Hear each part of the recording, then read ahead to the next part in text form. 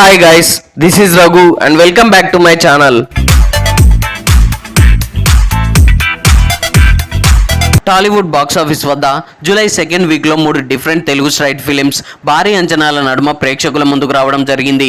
అందులో ముందుగా షాదీ ముబారక్ చిత్రంతో మంచి ఫామ్లోకి వచ్చిన Telugu serial actor RK Sagar main లీడ్గా తెరకెక్కిన the 100 movie crime thriller action ఎంటర్టైనర్గా విడుదల కాగా, ఇక ఇదే బాక్స్ ఆఫీస్ బరిలో కలర్ ఫోటో ఫేమ్ సుహాస్, అలాగే మాలవిక మనోజ్ మెయిన్ లీడ్స్గా తెరకెక్కిన చిత్రం ఓ బామా అయ్యోరామా, అలాగే Bigg Boss fame Mitra Sharma, Ronith లాంటి న్యూ యాక్టర్స్తో తెరకెక్కిన చిత్రం వర్జిన్ బాయ్స్. ఈ 2 సినిమాలు కూడా లవ్ అండ్ రొమాంటిక్ కామెడీ డ్రామాగా ప్రేక్షకుల ముందుకు రావడం జరిగింది. మరి ప్రస్తుతం థియేటర్స్ లో విడుదలైన ఈ 3 చిత్రాలు ప్రేక్షకులను ఏ మేరకు మెప్పించాయి, ఏది బెస్ట్ ఏది వర్స్ట్ అనేది ఇప్పుడు మనం క్లియర్ గా తెలుసుకునే ప్రయత్నం చేద్దాం.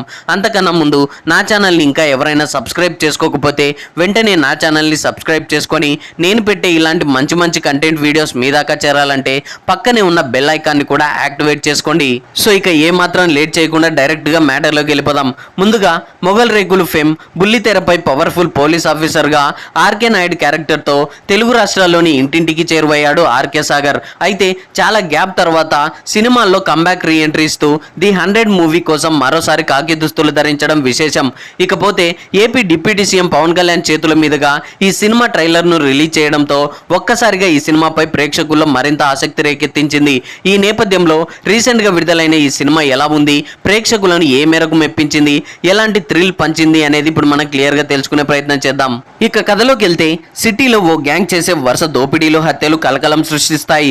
అప్పుడే విక్రాంత్ ఐపీఎస్ గా ట్రైనింగ్ పూర్తి చేసుకొని డ్యూటీలో జాయిన్ కాగానే ఈ కేసు అతనికి సవాల్గా మారుతుంది. దాంతో ప్రత్యేకంగా దీనిపై దృష్టి పెడతాడు. ఒడిశాకి చెందిన ఓ ముఠా దీని వెనుక ఉన్నట్టు పసిగడతాడు. తను లవ్ చేసిన అమ్మాయి కూడా ఈ గ్యాంగ్ బాధితురాలే అనే విషయం ఇన్వెస్టిగేషన్ లో తెలుసుకొని పక్కా ప్లానింగ్ తో ఆ గ్యాంగ్ ని అరెస్ట్ చేస్తాడు. అయితే ఇక్కడ ట్విస్ట్ ఏంటంటే ఆర్తికి జరిగిన అన్యాయానికి ఈ గ్యాంగ్ కి సంబంధం లేదని తెలుసుకుంటాడు. ఈ కేసులో మరో కోణాన్ని వెలికి తీసేందుకు ఇన్వెస్టిగేషన్ మొదలు పెడతాడు. ఈ క్రమంలో ఎలాంటి విషయాలు తెలిసాయి, ఇంతకీ ఆర్తిని టార్గెట్ చేసిన ఆ గ్యాంగ్ ఎవరు, ఆమెకు జరిగిన అన్యాయం ఏంటి, విక్రాంత్ ఆమెకి ఎలా జస్టిస్ చేస్తాడు, ఆ తర్వాత ఏమైంది అనేది మిగతా స్టోరీ. ఇక ఈ సినిమా ఎలా ఉందంటే క్రైమ్ ఇన్వెస్టిగేషన్ నేపథ్యంలో సాగే రెగ్యులర్ ఫార్మాటే అయినప్పటికీ థియేటర్స్ లోను ఓటీటీలోను గత కొన్నేళ్లుగా ఇలాంటి కథలదే హవా. ఊహకందని కథనంతో ఉత్కంఠ రేకెత్తించే మలుపులతో సాగాల్సిన కథలు తర్వాత ఏం జరుగుతుందా అనే ఆసక్తిని రేకెత్తిస్తూ ప్రేక్షకుడికి థ్రిల్లింగ్ ఎక్స్పీరియన్స్ ఇచ్చిన సినిమాలకే విజయాలు దక్కుతుంటాయి. ఈ సినిమా కూడా అదే కోవలో థ్రిల్ పంచుతూ సాగిపోతుంది. ఈ కథకి ఐపీఎస్ లోని సెక్షన్ 100 ని ముడిపెడుతూ క్రైమ్ ఇన్వెస్టిగేషన్ థ్రిల్లర్ మలచడంలో దర్శకుడు తన వంతు కృషి చేశాడు. హీరోని ఆయన కళని పరిచయం చేస్తూ స్టార్టింగ్ సీన్స్ మెల్లగా సాగుతాయి. హీరో కేసు కోసం రంగంలోకి దిగడంతో అసలు కథ మొదలైన అనుభూతి ప్రేక్షకుడికి కలుగుతుంది. స్పాట్ లో దొరికిన ఎవిడెన్స్ తో ముసుగులు వేసుకున్న గ్యాంగ్ ని, వారి నేరాల శైలిని అంచనా వేయడం, పక్క ప్లానింగ్ తో వారిని చేసి పట్టుకోవడం, ఇలా ఇన్వెస్టిగేషన్ పార్ట్ అంతా ఫస్ట్ హాఫ్ లో చాలా కీలకం. ఆ కేసులో మరో కోణాన్ని వెలికి తీసే ప్రయత్నమే మెయిన్ గా సెకండ్ హాఫ్ లో జరుగుతుంది. కేసు ఇన్వెస్టిగేషన్ అంతా చాలా సినిమాల్లో చూసినట్లుగానే కాస్త రొటీన్ గా అనిపిస్తుంది. సెకండ్ హాఫ్ లో మధుప్రియ పాత్ర ఎంట్రీతో కేసులో అసలు ట్విస్ట్ రివీల్ అవుతుంది. ఈ మధ్యలో వచ్చే ఎపిసోడ్స్ చాలా ఇంట్రెస్టింగ్ గా సాగుతాయి. ఇక పతాక సన్నివేశాలు చాలా సాదాసీదాగా అనిపిస్తాయి. ఇక నటీనటుల విషయానికి వస్తే ఐపీఎస్ విక్రాంత్ పాత్రలో మరింత అథెంటిక్ గా కనిపించాడు ఆర్కే సాగర్.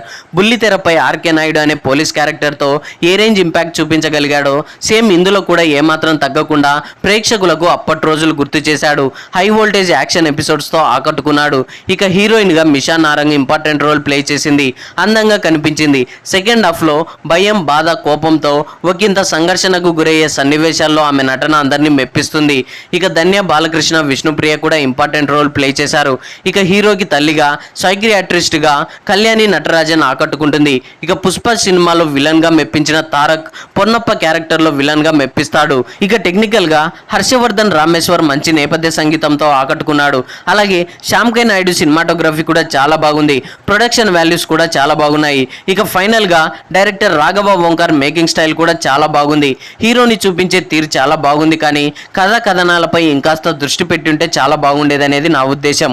సో ఫైనల్గా ది 100 మూవీ రొటీన్ కథే అయినప్పటికీ ఇన్వెస్టిగేషన్ పార్ట్ అంతా చాలా కొత్తగా అందరినీ మెప్పిస్తుంది. మరీ అంత డిసప్పాయింట్ చేయదనే చెప్పొచ్చు.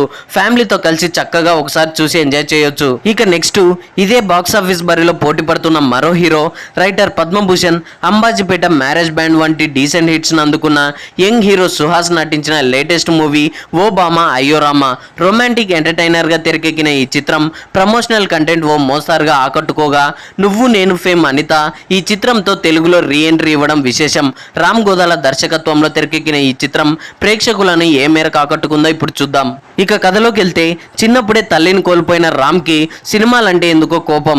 థియేటర్ బయట కూర్చొని సౌండ్ వింటాడు కానీ థియేటర్ లోపలికి మాత్రం వెళ్ళాడు. అయితే అనుకోని విధంగా ఓ యాక్సిడెంట్ లో పరిచయమైన సత్యభామ కారణంగా సినిమాల వైపు అడుగులు వేయాల్సి వస్తుంది రామ్.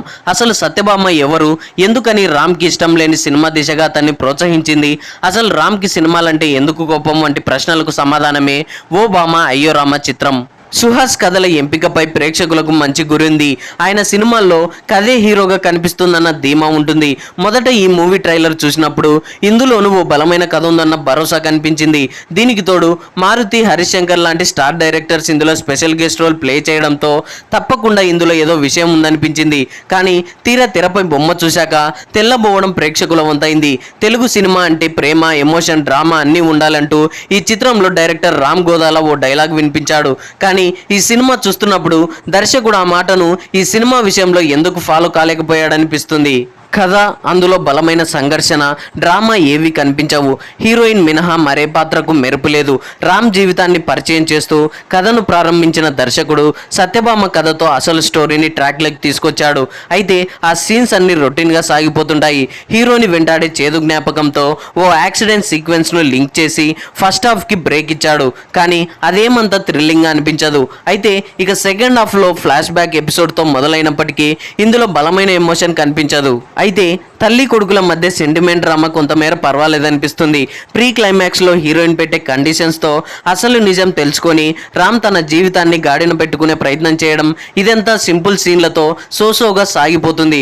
అయితే క్లైమాక్స్ను మాత్రం రొటీన్కు భిన్నంగా ఓ చిన్న ట్విస్ట్తో ముగించే ప్రయత్నం చేశాడు దర్శకుడు. ఇక నటీనటుల విషయానికి వస్తే రామ్ పాత్రలో సుహాస్ సెటిల్డ్గా ఆద్యంతం ఒకే మూడ్లో కనిపించి మెప్పిస్తాడు. సత్యభామగా మాలవిక మనోజ్ పాత్రను తీర్చిదిద్దిన విధానం చాలా బాగుంది. ఈ సినిమా మొత్తంలో కాస్త రిలీఫ్ ఇచ్చిన పాత్ర ఆమెది మాత్రమే. సుహాస్ తల్లిగా అనిత కనిపించింది. కొంతసేపైనా ఉన్నంతలో ఆకట్టుకుంటుంది. ఇక హీరో మేనమామ పాత్రలో ఆలీ అక్కడక్కడ నవ్వించే ప్రయత్నం చేశాడు. ఇక దర్శకులు మారుతి, హరిశంకర్లు అతిథి పాత్రల్లో ప్రేక్షకుల్ని అలరిస్తారు. ఇక డైరెక్షన్ విషయానికి వస్తే దర్శకుడు రాసుకున్న కథలో బలం లేదు, ఎమోషన్స్ పెద్దగా పండలేదనే చెప్పొచ్చు. ఇక టెక్నికల్ విషయానికి వస్తే మ్యూజిక్ డైరెక్టర్ రదన్ నేపథ్య సంగీతం అలాగే సాంగ్స్ పర్వాలేదనిపించాయి. ఇక కొరియోగ్రఫీ కూడా పర్వాలేదు. సినిమా కథకు తగ్గట్లుగానే ప్రొడక్షన్ వాల్యూస్ కూడా చాలా బాగున్నాయి. సో ఓవరాల్ గా సినిమా అయితే జస్ట్ పర్వాలేదనిపిస్తుంది. మరీ ఎక్స్పెక్టేషన్స్ పెట్టుకోకుండా ఫ్యామిలీస్తో కలిసి చక్కగా ఒకసారి చూసేయొచ్చు. ఇక ఫైనల్ గా ఈ వారం విడుదలైన సినిమాల్లో కాస్తంత క్రేజ్ సంపాదించుకొని థియేటర్లకు జనాల్ని రప్పించిన చిత్రం virgin boys. Producer Darapuneni statements, stage presence ఈ సినిమాకి కాస్త క్రేజ్ తీసుకొచ్చాయి అని చెప్పడంలో ఎలాంటి సందేహం లేదు. ముఖ్యంగా యూత్ ఆడియన్సే టార్గెట్ గా రూపొందిన ఈ చిత్రం ప్రేక్షకులని ఏ మేరకు ఆకట్టుకుందో ఇప్పుడు చూద్దాం. ఇక కథలోకి వెళ్తే ఆర్య, దుండి, రోని అనే ఓ ముగ్గురు ఫ్రెండ్స్ జీవితంలో అమ్మాయి లేక మొదటి అనుభవం కోసం ఆరాటపడుతుంటాడు. ఎట్టి పరిస్థితుల్లోనూ న్యూ ఇయర్ లోకి అడుగు పెట్టేలోపు తమ వర్జినిటీని పోగొట్టుకుంటామని శపథం చేస్తారు. అందుకోసం వాళ్ళు పడిన కష్టాలేంటి, ఈ క్రమంలో వాళ్ళు నేర్చుకున్న విషయాలేంటి అనేది వర్జిన్ బాయ్స్ కథాంశం. అడల్ట్ కామెడీ సినిమాలకు ఎప్పుడైనా ఎక్కడైనా మంచి రిసెప్షన్ ఉంటుంది. ఎందుకంటే ఆ సెక్షన్ ఆఫ్ ఆడియన్స్ కౌంట్ కాస్త ఎక్కువే. ఈ రోజుల్లో బస్టాప్ లాంటి సినిమాలు ఆ కోవకు చెందినవే. వర్జిన్ బాయ్స్ కూడా అదే తరహా ఫార్మాట్ ను ఫాలో అయ్యారు. అయితే ప్రజెంట్ జనరేషన్ ఆడియన్స్ ఇంకాస్త ఓపెన్ గా ఉండడంతో ఇంకొన్ని బోల్డ్ సీన్స్ యాడ్ చేశారు. అయితే ఒరిజినాలిటీ మిస్ అవ్వడంతో కామెడీ అండ్ గ్లామర్ కాస్త ఆకట్టుకున్న పూర్తి స్థాయిలో అలరించలేకపోయింది. అయితే target of audience like students, bachelors, so audience ను మాత్రం ఓ మోస్తారుగా మెప్పించిందనే చెప్పొచ్చు. ఇక నటీనటుల విషయానికి వస్తే రోనిత్, అన్షులా ధావన్, జెన్నిఫర్ ఇమ్మాన్యుయల్, మిత్రా శర్మ మినహా ఎవరు సరైన నటనతో ఆకట్టు ఆకట్టుకోలేకపోయారు. రోనిత్ పర్ఫార్మెన్స్ డీసెంట్ గా ఉండగా తెలుగు అమ్మాయిలు కాకపోయినా అన్షుల అండ్ జెన్నిఫర్ మంచి నటన కనబరిచారు. ముఖ్యంగా ఆ ఇద్దరు తెలుగు డైలాగ్స్ కి సరైన లిమ్సిక్ ఇవ్వడం అనేది ప్రశంసార్హం.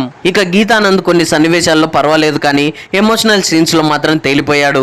ఇక శ్రీహాన్ ఓవర్ యాక్షన్ కాస్త ఇబ్బంది పెట్టింది. కామెడీ చేస్తున్నాడు అనుకొని చేసిన వెకిలి చేష్టలు, కొన్ని డైలాగ్స్ మినహా ఏవీ వర్కౌట్ అవ్వలేదు. ఇక మిత్రా శర్మ అమాయకంగా చాలా బాగా నటించింది. స్వచ్ఛమైన ప్రేమ కోసం తహతహలాడే అమ్మాయిగా ఆకట్టుకుంటుంది. ఇక టెక్నికల్ పరంగా స్మరణ్ సంగీతం సినిమాకి మెయిన్ ఎసెట్ అనే చెప్పాలి. సాంగ్స్ చాలా బాగున్నాయి. వాటిని తెరకెక్కించే విధానం కూడా బాగుంటే అతనికి మంచి పేరు వచ్చేది. ఎస్పెషల్లీ మ్యూజిక్ డైరెక్టర్ కి మంచి భవిష్యత్తు ఉందనే చెప్పొచ్చు. ఇక cinematography work, production design and art work quality output ఇవ్వలేకపోయాయనే చెప్పొచ్చు. ఇక డైరెక్టర్ దయానంద్ మేకింగ్ స్టైల్ పర్వాలేదనిపించేలా ఉంది. యూత్ ఆడియన్స్ టార్గెట్ గా తెరకెక్కించిన ఈ చిత్రంలో వాళ్ళని ఎగ్జైట్ చేసే అంశాలు పుష్కలంగా జోడించారు. అయితే ఎక్కడ కూడా అతడి ఒరిజినాలిటీ మార్క్ కనిపించలేదు. ఎప్పుడో 20 ఏళ్ల క్రితం కండోమ్ యాడ్స్, కొన్ని బెంగాల్ సినిమాల సన్నివేశాల నుండి స్ఫూర్తి పొందాడు. అలా కాకుండా సొంత క్రియేటివిటీ చూపించి ఉంటే దర్శకుడిగా తనకంటూ సొంత మార్క్ క్రియేట్ అయ్యేది అని చెప్పొచ్చు. సో ఏది ఏమైనప్పటికీ ఓవరాల్ గా సినిమా అయితే జస్ట్ పర్వాలేదనిపించింది. అయితే ఈ సినిమా ఓ సెక్షన్ ఆఫ్ ఆడియన్స్ కు మాత్రమే. కొన్ని బోల్డ్ సీన్స్ ఉన్నాయి కాబట్టి ఫ్యామిలీస్ తో కలిసి చూడడం కష్టమే. సో బోల్డ్ మూవీస్ ఇష్టపడే వాళ్ళు ఈ సినిమాని ఒకసారి చూసి ఎంజాయ్ చేయొచ్చు. So that's all guys. ఈ వారం విడుదలైన ఈ 3 చిత్రాలను థియేటర్లో ఇప్పటికే మీలో ఎవరైనా చూసుంటే ఈ 3 సినిమాల్లో ఏది బెస్ట్ ఏది వర్స్ట్ అనేది కింద కామెంట్స్ లో తెలియజేయండి. ఐ హోప్ ఈ రివ్యూ మీకు నచ్చింది అనుకుంటున్నాను. ఈ రివ్యూ మీకు నచ్చినట్లయితే వీడియోని లైక్, కామెంట్, షేర్ చేసి నా ఛానల్ని సబ్స్క్రైబ్ చేసుకోవడం మర్చిపోకండి. Thanks for watching.